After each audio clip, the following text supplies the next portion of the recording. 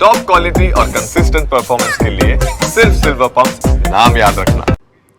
સુરતના સૌથી મોટા સાયબર ફ્રોડ કેસમાં રાજ્યમાં સૌથી મોટી ચાર્જશીટ દાખલ થઈ છે। 1550 કરોડના સાયબર ફ્રોડના ગુનામાં પોલીસે ચાર્જશીટ રજૂ કરી। પોલીસ દ્વારા 1.5 લાખ પાનાની ચાર્જશીટ ફાઇલ કરવામાં આવી છે। ગુજરાતમાં કોઈ કેસમાં સૌથી મોટી ચાર્જશીટ ઉધના પોલીસ દ્વારા દાખલ કરાઈ છે। ઉધના પોલીસ સ્ટેશનમાં સાયબર ફ્રોડનો ગુનો નોંધવામાં આવ્યો છે। ગુનાના ધરપકડ કરેલા તમામ આરોપીઓ હાલમાં જ્યુડિશિયલ કસ્ટડીમાં મોકલાયા છે।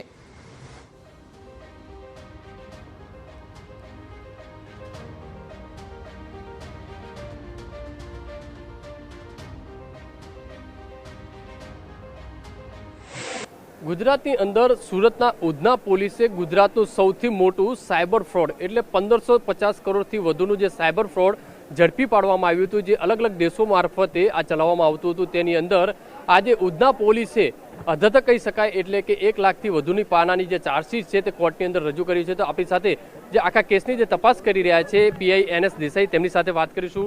સાહેબ, આખા કેસની કઈ રીતની વિગત છે? સૌથી મોટી ચાર્જશીટ કહી શકાય? જી, સૌથી મોટી ચાર્જશીટ તો છે જ, પણ ગઈ 22/5/2025ના રોજ ઉધના પોલીસ વાહન ચેકિંગમાં અને એ દરમિયાન એક કિસમને રોકી અને એનું વાહન ચેક કરેલું અને એમાંથી અકાઉન્ટ રિલેટેડ ડોક્યુમેન્ટ મળી આવેલા અને એ બાબતે પોલીસને શંકા ગયેલી અને ત્યારબાદ ઉધના પોલીસ દ્વારા ઊંડાણપૂર્વકની તપાસ કરવામાં આવેલી અને એ તપાસ દરમિયાન આખું મ્યુલ અકાઉન્ટ્સ ખોલવાનું રેકેટ પોલીસના હાથમાં આવેલું, જેમાં પોલીસે ઊંડાણપૂર્વકની તપાસ કરેલી ને જે તે સમયે કુલ 4 આરોપીઓ જે આખું રેકેટ ચલાવતા હતા તેઓની ધરપકડ કરવામાં આવેલી। આમાં યુનિક એ ટાઈપનું હતું કે આરોપીઓ દ્વારા જે લોકો છે જેને પૈસાની જરૂર છે કે કોઈની મજબૂરી છે એ જોઈ અને આરોપીઓ એ રીતે એમને ઝાંસામાં લેતા હતા અને એકાઉન્ટ ખોલાવવા માટે મજબૂર કરતા હતા અને એ જ એકાઉન્ટ જેનું કોર્પોરેટ બેંક ટ્રાન્ઝેક્શન કરવા માટે અકાઉન્ટની ડિટેલ અને સાથે એક API સર્વિસ આવે છે કે જેમાં બલ્કમાં ટ્રાન્ઝેક્શનો કરી શકાય, એ ડેટા મેળવી અને ભારત બહારના દેશોમાં જે એમના સંપર્કવાળા લોકો છે તેઓને આની વિગત આપવામાં આવતી હતી અને એના બાદમાં સમગ્ર ભારતમાં સાયબર ફ્રોડના જેટલા પણ ટ્રાન્ઝેક્શનો થાય છે, ડિજિટલ એરેસ્ટ છે, ગેમિંગ છે, હવાલા રેકેટ છે, એ તમામ ટ્રાન્ઝેક્શનો કરવા માટે આ અકાઉન્ટનો ઉપયોગ થતો હતો। આમાં કુલ 165 અકાઉન્ટ જે તે વખતે તપાસ દરમિયાન જ મળી આવેલા અને ત્યારબાદ બીજા 35 અકાઉન્ટ પોલીસને મળી આવેલા હતા।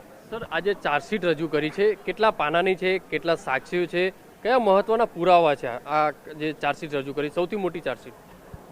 સમગ્ર તપાસ દરમિયાન માનનીય પોલીસ કમિશનર સાહેબ દ્વારા એક સીટની રચના કરવામાં આવેલી, જેમાં નાયબ પોલીસ કમિશનર કક્ષાના 2 અધિકારી હતા, એક પોલીસ ઇન્સ્પેક્ટર અને બાકીનો સ્ટાફ મળીને કુલ્લે 10નો સ્ટાફ હતો સીટમાં અને ઊંડાણપૂર્વકનું ઇન્વેસ્ટિગેશન કરતાં આમાં ખૂબ જ મહત્ત્વના પુરાવા મળી આવેલા કે આરોપીઓ દ્વારા બેંક કર્મચારીઓ આરોપીઓ સાથે મળેલા હતા અને બેંક કર્મચારીઓ જાણતા હતા તેમ છતાં પણ આવા મ્યુલ અકાઉન્ટ્સ ખોલવામાં આવ્યા છે।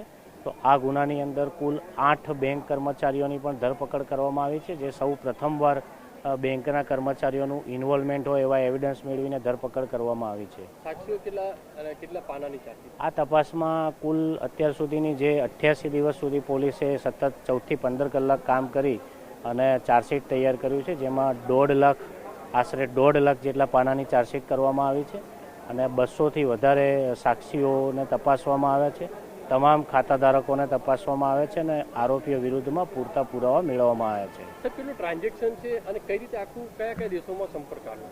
ટોટલ 1550 કરોડ રૂપિયા 165 અકાઉન્ટ છે, એમાં 1550 કરોડ રૂપિયાના ટ્રાન્ઝેક્શન છે, જેમાં 1450 કરોડ ફક્ત અને ફક્ત RBL બેંકના છે અને બાકીના 100 કરોડ રૂપિયા છે અલગ અલગ બેંકોના છે, જે 1550નો ટોટલ આંકડો થાય છે ને એના ટ્રાન્ઝેક્શનો પોલીસને મળી આવેલા છે। આ રેકેટમાં એવું છે કે જે અહીંના સ્થાનિક આરોપીઓ છે એમના દ્વારા અકાઉન્ટની વિગત ક્યુબા, થાઈલેન્ડ અને મલેશિયામાં અલગ અલગ ગેંગ્સ હોય છે જે સાયબરનું ઓપરેટ કરે છે અને એ લોકોને આ માહિતી પહોંચાડવામાં આવતી હતી, જેથી ત્યાંના લોકો પણ આમાં આરોપી બતાવવામાં આવેલા છે। આજે મુખ્ય આરોપી અત્યારે કસ્ટડી?